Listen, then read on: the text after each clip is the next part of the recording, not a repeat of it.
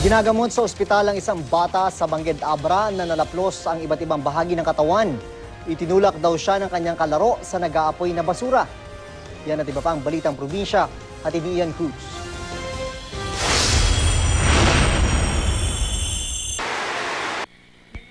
Lapnos ang balat ng 4 na taong gulang na batang lalaki matapos itulak sa nasusunog na basura sa Bangged Abra. Ayon sa lola ng biktima, naglalaro ang kanyang apo at kalaro nito habang may kapitbahay na nagsusunog ng basura. Itinulak daw ng kalaro ang bata. Itinanggi ng kalaro ang paratang. Wala nang planong magsampa ng reklamo ang pamilya ng biktima.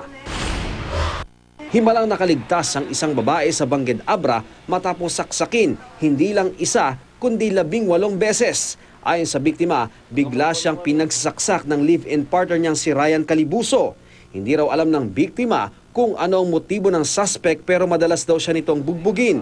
Tinutugis pa ang suspect. Halos mapugutan ang lalaking ito sa tindi ng tinamong hiwa sa leeg. Natagpuan ang bangkay ng biktimang nakilalang si Alan Ardon sa bakanteng lote sa barangay Maribulan, Alabel, Sarangani. Posibleng itinapon lang daw doon ang bangkay dahil walang bakas ng dugo sa crime scene. Ayon sa pulisya, dati nang inireklamo ng pagnanakaw ang lalaki. Ian Cruz, GMA News.